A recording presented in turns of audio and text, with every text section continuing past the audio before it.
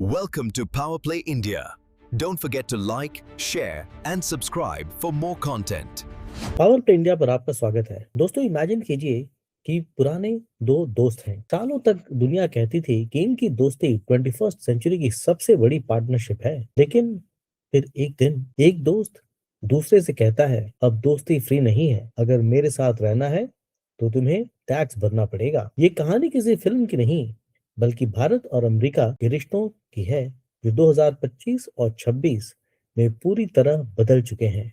आज हम डिकोड करेंगे कि कैसे ट्रम्प 2.0 ईरा में भारत स्ट्रेटेजिक पार्टनर से ट्रेड पार्टनर बन गया है। इस वीडियो में हम बात करेंगे कि पिछले 2 सालों की 2025 और अब 2026, जहां हमने देखा कि कैसे वॉशिंगटन, अमेरिका की राजधानी, और नई दिल्ली के बीच का गोल्डन इरा अचानक एस्ट्रेंजमेंट यानी दूरी में बदल गया है। क्या ट्रम्प की अमेरिका फर्स्ट पॉलिसी ने भारत की स्ट्रेटेजिक ऑटोनॉमी को खत्म कर दिया है?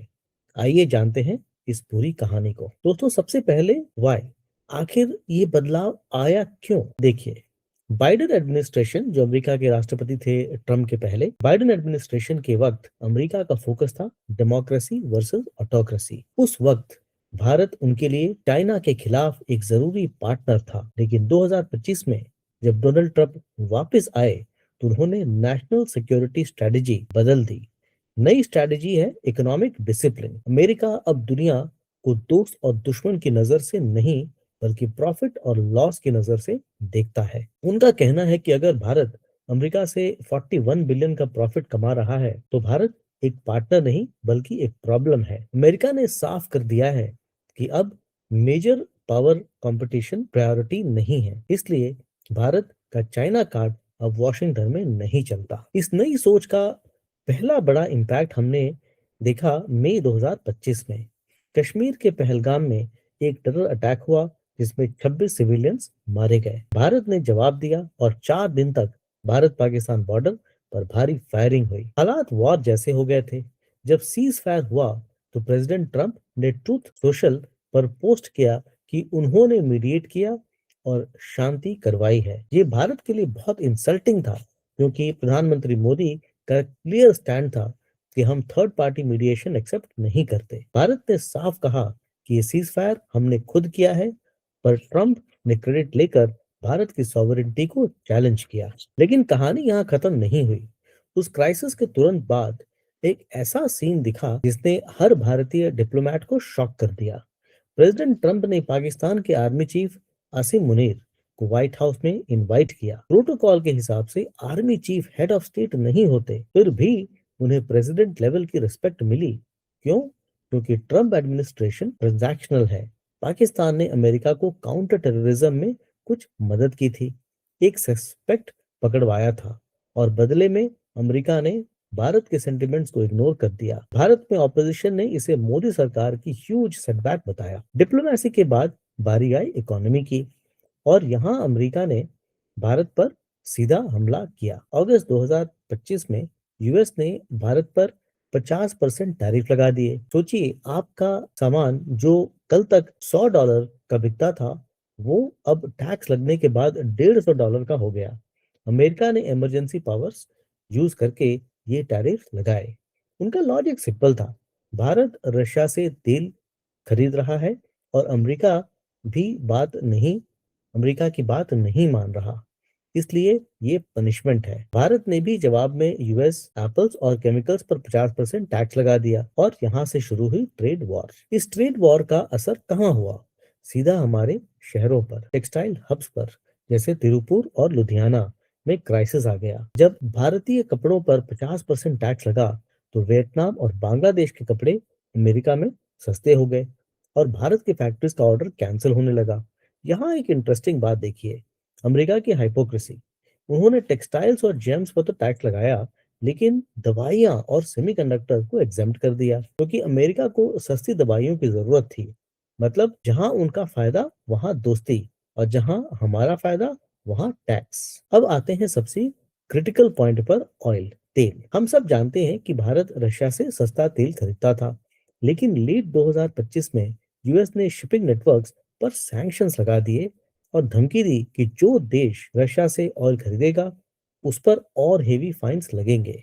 इसका असर हुआ रिलायंस इंडस्ट्रीज और इंडियन रिफाइनर्स को रशियन ऑयल इंपोर्ट्स 50% तक कम करने पड़े। मजबूरी में भारत को वापस महंगा ओपीईसी ऑयल यानी सऊदी और इराक की तरफ जाना पड़ा, जिससे भारत की एनर्जी सिक्योरिटी पर बड़ा झटका लगा है। जब दोस्त दुश्मन जैसा बिहेव करने लगे तो भारत ने क्या किया?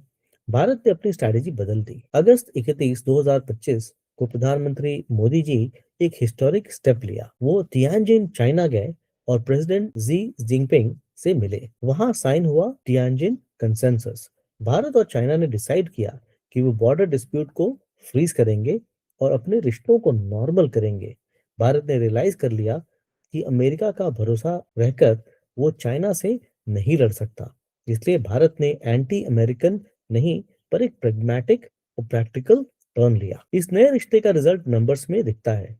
एक तरफ अमेरिका के साथ हमारा भारत का ट्रेड गिर रहा था, वहीं दूसरी तरफ 2025 में भारत और चीन ट्रेड डेफिसिट रिकॉर्ड $116 बिलियन पहुंच गया। अमेरिका चाहता था कि भारत चाइना से दूर हो जाए, लेकिन उनकी अग्रेसिव पॉलिसीज ने भारत को वापस चाइना की सप्लाई में चेन में ढकेल दिया। आज रियलिटी ये है कि भारत अपनी इकोनॉमी चलाने के लिए चाइना पर ज्यादा डिपेंडेंट हो गया है। लेकिन क्या सब कुछ खत्म हो गया है? नहीं, एक एरिया अभी भी जिंदा है, टेक्नोलॉजी और डिफेंस। पुराने आईसीईटी इनिशिएटिव का नाम बदलकर अब ट्रस्ट कर दिया गया है। भले ही पॉलिटिक्स खराब हो, पर अमेरिका को भी भारत की जरूरत है डिफेंस डील्स के लिए। जी जेट इंजन डील जो डिले हो गई थी, अब उम्मीद है कि मार्च 2026 तक फाइनल हो जाएगी। डिफेंस कोऑपरेशन चल रहा है, लेकिन अब उसमें वो पुराना भरोसा नहीं बचा। ये बस बिजनेस है। घर वापस आते हैं, भारत के अंदर इसका क्या असर हुआ? पॉलिटिकली प्रधानमंत्री मोदी जी की पॉपुलैरिटी अभी भी 71% है। सरकार ने इस नैरेटिव को ऐसे पेश किया कि हम अमेरिका की बुलिंग के आगे झुके नहीं, लेकिन इकोनॉमिक दर्द असली है।